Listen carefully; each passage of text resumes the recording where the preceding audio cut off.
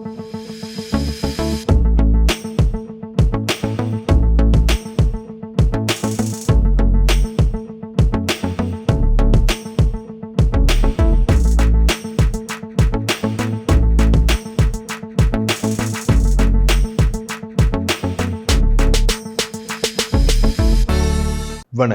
இலங்கை செய்திகளுடன் நான் நிரோஷன்.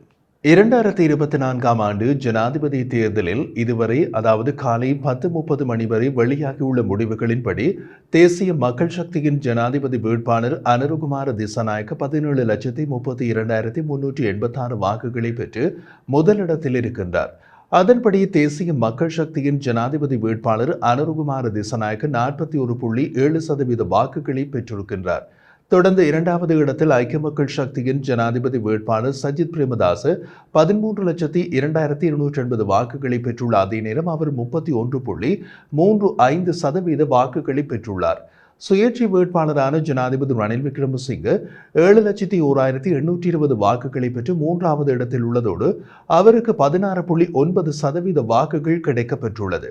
தமிழ் பொது கட்டமைப்பின் வேட்பாளர் அரியநேந்திரன் 1,74,315 வாக்குகளை பெற்று நான்காவது இடத்தில் உள்ளதோடு இதனைத் தொடர்ந்து நாமல் ராஜபக்ச 1,01,999 வாக்குகளுடன் காணப்படுகின்றார். 2024ஆம் ஆண்டு ஜனாதிபதி தேர்தல் மிகவும் அமைதியான முறையில் இடம்பெற்று வாக்குகள் எண்ணப்பட்டு வரும் நிலையில் நாடளாவிய ரீதியில் திடீரென்று ஊரடங்கு சட்டத்தை அமல்படுத்த வேண்டிய அவசியம் இல்லை என்று இலங்கை ஆசிரியர் சங்க பொதுச் செயலாளர் ஜோசப் ஸ்டாலின் தெரிவித்தார். மிகவும் அமைதியான முறையில் தேர்தல் இடம்பெற்றதாக 3 ஜனாதிபதி தேர்தல் கண்காணிப்பு அமைப்புகள் அறிவித்துள்ளதாக அவர் கூறியுள்ளார். கலவர சூழல் எதுவும் ஏற்படாத பின்னணியில் நாடளாவிய ரீதியில் திடீரென்று ஊரடங்கு சட்டம் அமுல்படுத்தப்பட்டுள்ளமை தேவையற்ற குழப்பத்தை உருவாக்கும் முயற்சியாக இருக்குமோ என்ற சந்தேகம் எழுந்துள்ளதாகவும் அவர் தெரிவித்திருந்தார். தேர்தல்கள் ஆணைக்குழுவின் அனுமதியின்றி இவ்வாறு திடீரென்று ஊரடங்கு சட்டம் அமுல்படுத்தப்படுவது தேவையற்ற சந்தேகத்தை ஏற்படுத்துவதாகவும் முன்னாள் தேர்தல் ஆணையாளர் நாயகம் மஹிந்த தேசப்பிரிய தெரிவித்தார். தேவையற்ற அச்சத்தை ஏற்படுத்தாமல் தேர்தல் முடிவுகளை சரியாக வெளியிட்டு ஜனநாயக ரீதியாக செயற்பட வேண்டும் என அரச சேவை தொழிற்சங்கங்களின் கட்டமைப்பினர் விடுத்துள்ள அறிக்கையில் குறிப்பிடப்பட்டுள்ளது. நாடளாவிய ரீதியில் தேர்தலுக்கு பின்னரான பாதுகாப்புக்கு என்று ஊரடங்கு சட்டம் அமுல்படுத்தப்பட்டுள்ள நிலையில் இன்று ஞாயிற்றுக்கிழமை நண்பகல் வரை குறித்த ஊரடங்கு சட்டம் நீடிக்கப்பட்டது. அந்த வகையில் மன்னார் மாவட்டத்தில் முழுமையான ஊரடங்கு சட்டம் நடைமுறைப்படுத்தப்பட்டுள்ளதோடு உரிய அனுமதியின்றி நடமாடும் பொதுமக்கள் எச்சரிக்கப்பட்டு திருப்பி அனுப்பப்பட்டனர். வியாபார நிலையங்கள் மூடப்பட்டுள்ள நிலையில் பொது போக்குவரத்தும் நிறுத்தப்பட்டுள்ளது.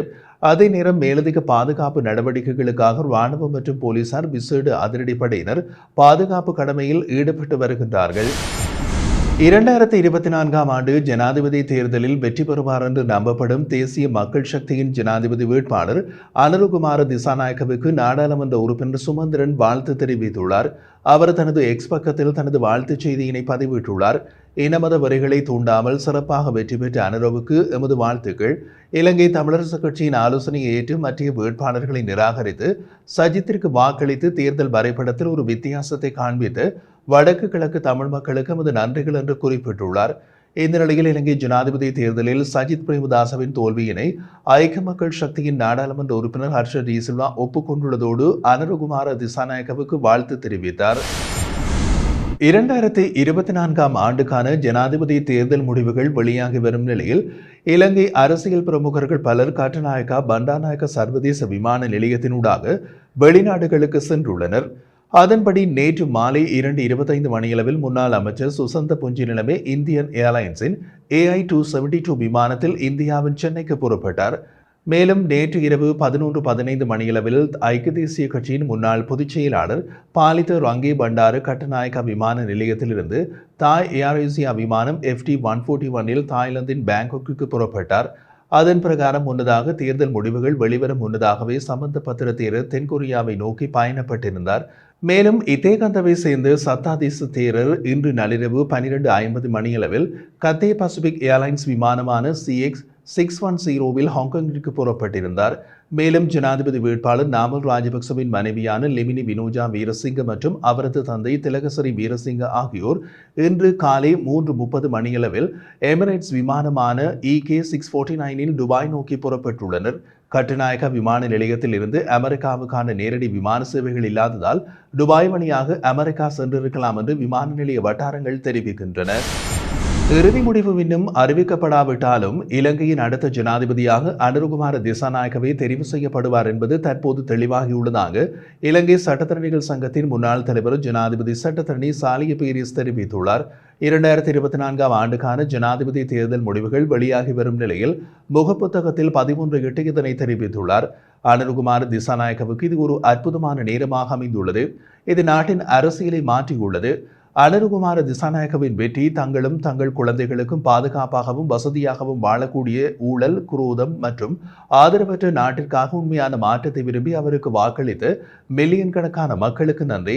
புதிய ஜனாதிபதியாக அவர் பதவியேற்று அரசாங்கத்தை அமைத்து பின்னர் நாடாளுமன்றத்தை கலைத்து பொது தேர்தலை நடத்தும் போது எதிர்வரும் நாட்கள், வாரங்கள் மற்றும் மாதங்களில் பல சவால்களை எதிர்கொள்ள நேரிடும். அவர் தனது தொழில், வாழ்க்கை மற்றும் அவரது பிரச்சாரத்தின் போது வெளிப்படுத்திய பொது அறிவு மற்றும் நடைமுறை ஞானம் அவரது ஜனாதிபதி ஆட்சி காலத்தில் நல்ல நிலையில் நிற்கும் என்று நம்புகின்றேன். நிறைவேற்று அதிகாரம் கொண்டு ஜனாதிபதி முறைமையின் ஆபத்துக்கள் மற்றும் அதன் பரந்த அதிகாரங்களை அவர் பொது நம்பிக்கையில் பயன்படுத்த வேண்டும் என்பதையும் அனுருகுமார திசாநாயக்க கவனத்தில் கொள்ள வேண்டும். 5 வருடங்களுக்கு முன்னர் கண்கவர் முறையில் தெரிவு செய்யப்பட்ட கோட்டாபய ராஜபக்சவின் தலைவிதியில் இருந்து அனுருகுமார திசாநாயக்க பாடம் கற்றுக்கொள்வார் என்பதில் சந்தேகமில்லை என்றும் தெரிவித்துள்ளார். ஜனாதிபதி வேட்பாளர் நாமல் ராஜபக்ச தனது சொந்த தொகுதியான பெலியத்த தேர்தல் தொகுதியில் படுதோல்வியடைந்துள்ளார்.